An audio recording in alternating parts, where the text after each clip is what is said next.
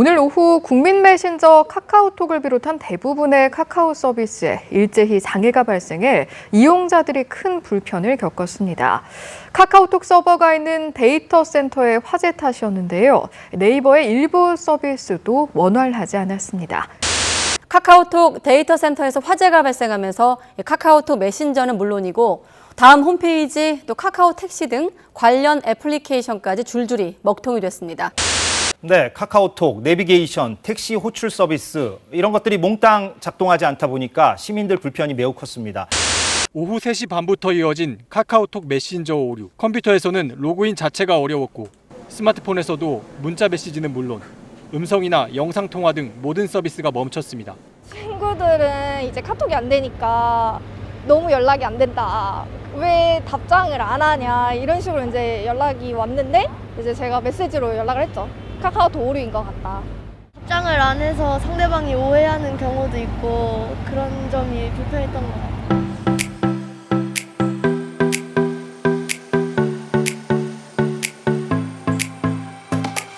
청취자 여러분 안녕하세요. 성냥입니다. 오늘 또 짧게 이야기해보고 싶은 게 있어서 업로드를 했습니다. 다른 에피소드도 진행을 해야 하는데 일단 급한 내용부터 살짝만 이야기를 해볼게요.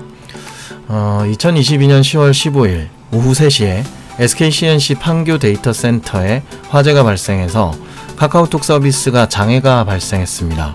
16일 새벽에 일부 복구됐다고 하는데 메시지 정도만 왔다 갔다 하고 있고요. 데스크탑 버전에서 잘 안 돌아가거나 인증 관련된 내용이나 여러가지 묶여있던 웹 서비스들도 잘 안 되고 있고요. 결제 서비스도 안 되고 소상공인 피해도 있다고 합니다. 심지어 택시도 잡기가 어렵다. 그리고 여러가지 사업, 비즈니스 관련된 내용도 잘 전달이 안 되고 있다고 하고요. 돈이 오가는 일 쪽에 어느 정도 영향이 다 있다라고도 합니다. 또 큰일은 의료종사 쪽에도 카카오톡을 통한 업무 배정 등이 걸려있는 곳이 있다고 해요. 이것도 잘 안 된다고 기사가 떴네요. 기사들을 보면 기다렸다는 듯이 이때다 싶어서 굉장히 달려들고 물어뜯으면서 국민 메신저가 어떠니? 국민에게 피해를 주고 있느니? 이런 식으로 이야기가 계속 나오고 있던데 글쎄요. 물론 국내에서 굉장히 큰 영향력을 가진 회사고 많이 사용되고 있으니까 그런 워딩을 쓸 수도 있겠다 싶긴 한데요. 좀 조심스럽지만 개인적인 생각으로는 일어날 수도 있는 일인 것 같아요. 늘 기본적으로 그런 위험에 노출되어 있습니다. 소프트웨어가 한두 개도 아니고 그거 이용자 수를 생각하면 서버 설치하는 장소만 엄청난 장소가 필요해지는데 그 엄청난 전기 제품들이 다 모여 있는데 아무리 조심해도 사고가 아예 없을 수는 없다라는 거죠. 화재가 났다던 데이터 센터 쪽 회사나 메신저 회사 쪽이나 제가 지인분들이 있어서 좀 물어보고 했는데요. 다 비상 상태시고 출근하시고 이렇게 하시는 것 같아요. 주말에 고생 많으십니다. 아주 큰 소프트웨어 회사가 그것도 사회적으로 영향력이 큰 회사가 당연히 세금을 잘 내고 사회적인 책임을 다하고 회사가 추구하는 이윤을 어느 정도 사회에 환원하고 하는 것들 다 필요한 일이죠.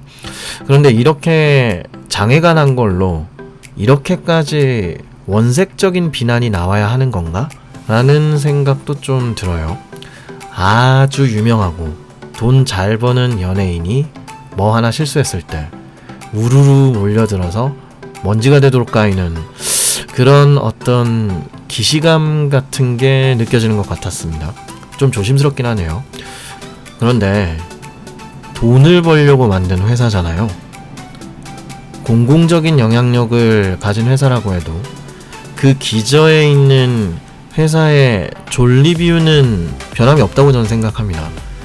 물론 예를 들어서 이런 일이 계속 일어나잖아요. 그럼 결국 사람들은 메신저를 옮겨 타겠죠.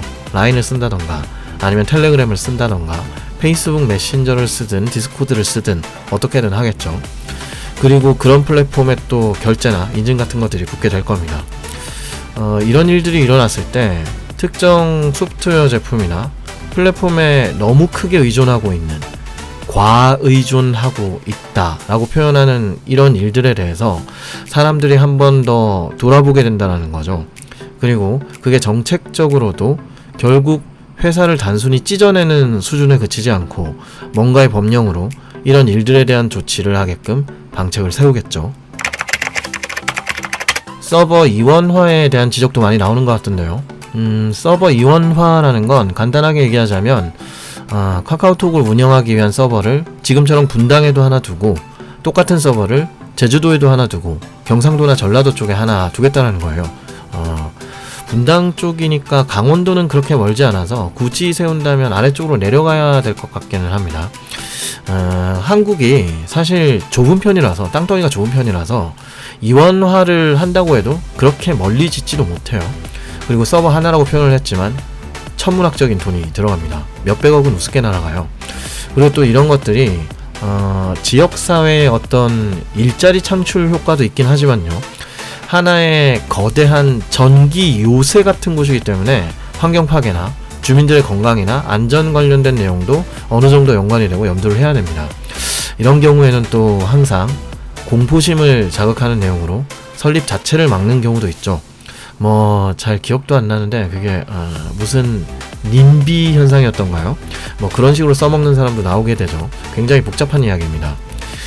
솔직히 이번 장애 사태에 서버 이원화 같은 경우에는 이번에 보니까 할 말 없기는 한 것 같아요. 이원화를 다 했다고는 하지만 그 이원화된 서버 구성도 결국 한쪽 데이터 센터에 거의 다 있었다라는 거잖아요. 거의 다 있지 않았다고 하더라도 이렇게 오랫동안 서비스 전반이 구동이 안 될 정도로 많은 수가 몰려 있었다라는 건데, 이거는 솔직히 남들이 뭐라고 해도 할 말 없는 것 같습니다. 청취자분 중에 9.11 테러를 기억하시는 분이 있으신지 모르겠는데요. 9.11 테러가 아마 2000년대 극초반이었죠. 테러 단체가 항공기를 납치해서 미국의 무역센터 건물에 항공기를 충돌시켜서 정말 어마어마하게 끔찍한 피해가 났던 사건인데요. 실제로 그 비극적인 내용과는 별개로 그쯤부터 실제로 전세계 IT나 금융 관련된 회사들이 전사 서버 이원화에 대해 큰 관심을 가지고 본격적으로 전 세계에 걸쳐 백업이라던가 이원화 작업 등을 크게 했었습니다. 물론 이런 서버 이원화나 지역을 나눠두는 것이 굉장히 중요한 일이고, 좀 규모가 크면 거의 사활을 걸고 해야 되는 일이니까 한국에서도 꽤나 신경을 쓰는 편이긴 합니다. 최근에 공공 쪽에 그 정부 시스템 있잖아요. 이런 공공 관련된 서버를 민간 클라우드로 전환하는 사업이 많이 나오고 있거든요. 지자체나 공공 쪽도 자기들이 직접 서버를 관리하는 게 부담되니까 국내에서는 KT나 NHN 같은 큰 기업들이 클라우드 전환 사업을 받고 있고 더 받으려고 하고 있는 상황인데요. 그러면서 이야기가 나와서 좀 이슈가 되고 있는 게 지자체 쪽에, 그러니까 수도권이 아닌 제주도를 포함한 지방 쪽에 데이터 센터를 지어주겠다. 클라우드 전환을 하고 그 전환 사업을 우리에게 맡겨달라. 그러면 우리가 데이터 센터를 지어주겠다. 이런 식으로 이야기가 나오고 있거든요. 그거 데이터 센터가 하나 짓는데 돈이 사실 수천억 원이 왔다 갔다 하거든요. 엄청나게 규모가 큰 거고, 사실 이렇게 클라우드로 한번 전환되면 못 바꾸기 때문에 아마도 아주 길게 보고 엄청나게 투자를 하는 것이 아닌가, 이런 생각이 듭니다. 괜히 가만히 있다가 AWS나 MS 애저나 구글 클라우드에게 뺏기기 전에 선수 치려는 거겠죠. 한국 같은 경우는 어떤 지리적으로, 기후적으로 살기가 참 좋은 나라잖아요. 예를 들어서 일본처럼 지진이나 해일이 많은 경우라면 이 데이터 센터 같은 IT가 초기술 집약적인 건물들을 세우는 것도 정말 신경을 많이 써야 하는데, 한국은 그런 데서는 좀 자유로운 편이었죠. 물론 비 피해가 좀 있는 나라긴 하지만 지진 같은 게 아주 자주 일어나지는 않잖아요. 최근에 조금씩 흔들리는 곳이 있어서 피해가 있었지만 일본에 비하면 아직은 아무것도 아니죠. 거기 계신 분들께 물어보면 조금 흔들리는 건 일상적으로 일어나서 또 흔들리네 하고 일하다가 좀 많이 흔들린다 싶으면 책상 안으로 일단 숨어 계시다가 잠잠해지면 다시 나와서 일한다고 하시더라고요. 그런 거에 비하면 한국은 지진에 대한 부분은 참 감사한 거죠. 그래서 아마 이런 지역적인 분할이나 이원화에 관련된 데에는 약간 둔감할 수도 있겠다 싶긴 합니다. 원래 IT 쪽이 첨단 기술이고 멋져 보여도 내부적으로는 사고 안 나면 좀 그대로 가는 경우도 많거든요. 다 똑같아요. 물론 이건 이번 기사와 관련된 회사나 특정 회사를 이야기하는 건 아닙니다. 약간 레이지하게 가는 경우가 많기 때문에 제가 봤을 땐 뭐 이번에 크게 터질 게 터지지 않았나 라는 생각이 들고 조치를 취하겠죠. 그래서 이번 화재로 인한 메신저 장애 사태를 보면서 생각이 들었던 점은 아이고 저걸 분당의 한 데이터 센터에 다 놔뒀다고? 아니, 저건 잘못했네. 욕을 많이 먹겠구만. 이런 생각이 하나 들었고요. 또 하나는 근데 뭐 애초에 그렇게 과독점 하는 걸 노리고 사업을 확장해왔고 거기에 사용자들이 응해서 모든 돈 거래나 생활에 필요한 여러 가지가 그 메신저에 많이 몰려 있으니까요. 메신저 하나가 문제가 생기니까 다 영향을 받는구나. 좀 조심해야겠다. 쓰는 사람도 운영을 하는 사람도 이런 생각도 들었습니다. 그리고 사용자들이 바보가 아니기 때문에 이렇게 문제가 생기잖아요. 다른 방책을 세우게 됩니다. 정부 입장에서도 뭔가 자꾸 조치를 취하거나 압박을 넣을 거고요. 또 다른 면에서는 1등 제품이 아닌 2등, 3등 혹은 그 2등, 3등으로 올라가기 위한 업체들이 이때다 싶어서 또 달려들면서 제2의, 제3의 국민 플랫폼을 노리고 있지 않을까라는 생각이 듭니다. 어찌됐건 소프트웨어 엔지니어와 개발자들의 수요는 계속 늘어나지 않을까라는 생각이 들어요. 그리고 아마 이런 데이터 센터 쪽을 유지하기 위한 수많은 네트워크 및 서버 관련 엔지니어 분들의 몸값이 또 한번 확 올라가지 않을까 그런 생각도 듭니다. IT 쪽은 사고가 나면 오히려 엔지니어를 더 많이 필요로 하는 곳이니까 이번에는 하드웨어 쪽에 좀 더 가까운 엔지니어 분들의 대우도 올라갈 만한 여지가 생긴 게 아닐까 하는 느낌이 드네요. 이가 없으면 잇몸이다 라고 하지만 이빨을 빼고 잇몸으로 밥을 먹으면 잇몸이 되게 아프거든요.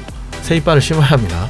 그게 임플란트가 됐건 뭐가 됐건 택시조차 타지 못하고 의료기관이 업무 수행을 제대로 하기 어려울 정도로 한국은 특정 메신저 제품 하나에 매우 의존적인 상황인가 봅니다. 저는 사실 닦아놓고 별로 불편한 게 없었어요. 잘 안 쓰기 때문에. 그런데 이전 에피소드에서도 제가 얘기했지만 이건 어떻게 보면 한국의 특징이 아닐까. 어떤 하나에 꽂히면 모두가 다 와 하고 몰려가는 분위기가 있으니까요. 일전에도 이야기했지만 그걸 비난하려는 게 아닙니다. 그냥 그런 특징인 것 뿐이에요. 이제 좀 다양해져야 한다. 의존도를 낮춰야 한다 라는 이야기가 분명히 나올 것 같은데요. 제가 좀 불안해 보이는 건 다양화는 좋아요. 한 기업 제품에 너무 의존적인 생태계는 좋지 않죠. 그런데 이런 문제를 해결하겠다고 그걸 굳이 나라에서 직접 주도해서 플랫폼을 나라에서 만들려고 하는 건 좀 아니지 않나 라는 생각이 불현듯 듭니다. 뭐 아직 그런 이야기가 나오진 않았지만요. 일전에 배달 앱들을 견제하기 위해서 직접 나라에서 시도했던 여러 배달 앱들의 결과를 보면 그냥 기업들끼리 싸우게 해도 돼. 완전 독점하거나 의존도가 압도적으로 커지는 부분에 대해서는 약간 조정을 해야 하지 않나 그런 정도 생각이 듭니다. 정책적인 부분은 제가 뭐 잘 아는 것도 아니고요. 예민한 부분이기 때문에 말을 아끼겠습니다. 이런 스마트폰 앱 등을 통한 의사소통으로 사람과의 의사소통을 시작했던 세대 혹은 그것이 매우 익숙해져 있는 세대에게는 참 불편한 상황이지 않았을까. 친구들이 모여서 밥을 먹어도 모두가 핸드폰만 쳐다보고 있는 게 당연해진 이 시대에 말이죠. 때로는 여러가지 SNS나 메신저를 통한 텍스트보다 최소한 음성으로라도 이야기를 하고 사람을 직접 마주보고 이야기하는 것에도 다시금 주의를 기울여야 하지 않을까 그런 생각도 들었고요. 주변에 오랫동안 연락이 안 되셨거나 문자로만 연락하던 분들께 이런 사건을 핑계 삼아 전화를 한번 해보시는 것도 좋지 않을까 라는 생각이 듭니다. 성량의 불친절한 코딩 이야기였습니다. 감사합니다.